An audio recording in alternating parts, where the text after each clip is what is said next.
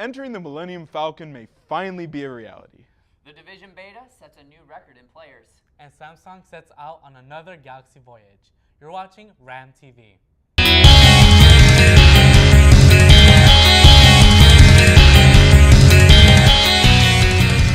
Star Wars news, more information regarding Disney's Star Wars theme park expansion has come out. Both Han Solo and BB-8 made guest appearances on ABC's Disneyland 60 tribute, teasing some plans for the new theme park. The TV special showed new concept art of the park's attractions, one of which appears to be a virtual reality ride aboard the Millennium Falcon, letting guests control it in battle. And while the footage hasn't yet been released online, it's also been stated that the so-called Star Wars experience includes encounters with both aliens and droids, as well as alien food vendors. Though no one can say when the theme park will come out, it is being planned for both Disneyland in Anaheim, California, and Walt Disney World in Orlando. And in other Star Wars news, fans can rejoice as there is now an official name for Episode 8. Recently, actress Carrie Fisher posted a snapshot on her Twitter feed showing the new name, tentatively called Space Bears. Okay, well, that might not be the actual name. It does stay true to Star Wars tradition, as most Star Wars films have had odd temporary titles during their production phases. The Force Awakens, for example, was filmed under the title Foodies, and Return of the Jedi went through production with the title Blue Harvest. So, while it may be a few years before the new movie gets an actual name, principal photography has already started, with shooting happening in London and eventually Croatia. Additionally, many of the actors from Episode 7 have been signed back on, along with several new additions to the cast, including Laura Dern and Benicio del Toro. Star Wars Episode 8 is scheduled to be released on December 15th, 2017. And finally, in box office news, Deadpool continues to dominate in theaters everywhere. Continuing its streak since its President's Day weekend debut, Deadpool topped the weekend box office, earning $55 million. The movie itself has already grossed over $235 million domestically, and seems set to become one of the most successful R-rated movies of all time. Second place in the box office was Kung Fu Panda with $12.5 million, and third place was Risen with $11.8 million. Man, if only the Deadpool game had gotten this much attention, right? That's true. But there is big news on the horizon for Ubisoft.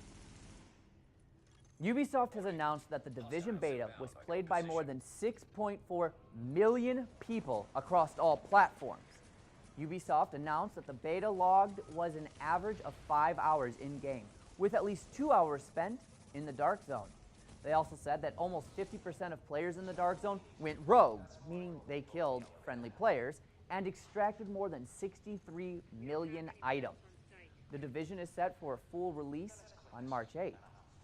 If you played the beta, or even watched Let's Plays, leave a comment below. Let us know what you thought of the Division. And Ubisoft has just announced Rainbow Six Siege will receive an update that will match you with other players closer to your rank. The idea is to match you with players closer to your level, so games are more balanced when playing online. The only issue with this, it could mean longer wait times in matchmaking. Ubisoft announced the update will go live on February 23rd during an estimated 30-minute period of maintenance. And lovers of BioShock, you are in for a treat. The Brazil Advisory Rating Board has published a listing for BioShock, the collection, which follows the initial reveal of the unannounced game from a South African retailer in September of last year. While the South African retailer Raru indicated BioShock would only be coming to Xbox One and PS4, Brazil's rating covers PC, Xbox 360, PS3, as well as PS4 and Xbox One. Keep in mind that, again, there has been no official announcement about a BioShock collection. But Sega has released 3 more games that it's giving away for free. Starting with its Steam sale titled Make War, Not Love 3, A Bloody Valentine, Sega announced titles it was giving away. An update today changed the titles to Gunstar Heroes, Viking, Battle of Asgard, and Renegade Ops. To obtain a free Steam code, visit Sega's website.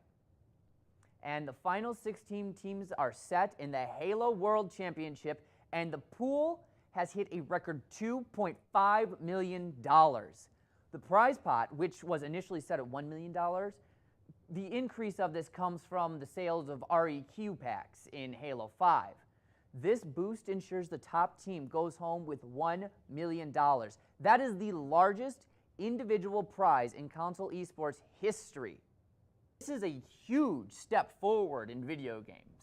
Actually, talking about video games, you know the HTC is coming out with its own VR headset? You thought Oculus Rift's $599 price tag is a lot? HTC has announced that its VR headset, the HTC Vive, will be priced at $799. The Vive does support phone functions like answering calls, text messages, and calendar reminders, so you won't have to stop playing. iOS and Android are being supported. Pre-orders start at 10 a.m. on February 29th in 24 countries with a rollout in April. Samsung has announced both the Galaxy S7 and the Galaxy S7 Edge. Both phones are significant improvements over last year's models.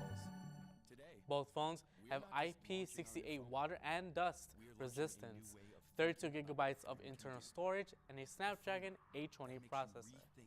While both phones don't have USB Type-C, both phones rely on the traditional micro USB.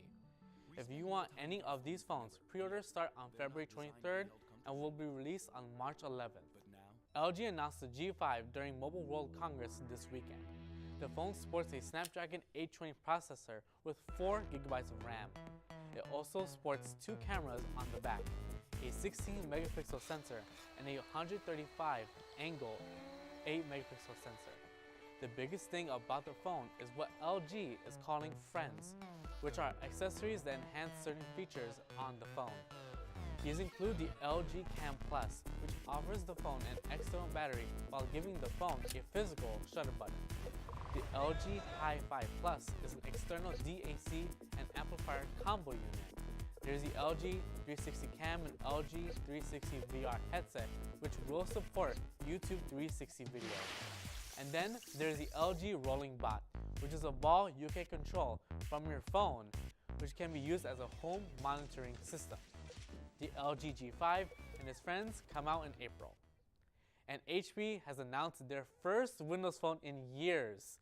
The HP Elite X3 is a phone with a Snapdragon 820 processor, a 5.9-inch AMOLED screen, 64 gigabytes of storage, and 4 gigabytes of RAM, which all power the Windows 10 mobile operating system. The phone also features a huge 4150 mAh battery with Qi wireless charging. The phone does support Continuum. It is slated to come out this summer. I told you, Windows Phone wasn't dead yet. You should put your clairvoyance to real use and make us some money. If you like what you saw, be sure to like and subscribe. Tune in next week to keep up to date with your video game, tech, and nerd culture news. Be sure to leave comments and tell us what you want to know about. Do you RAM?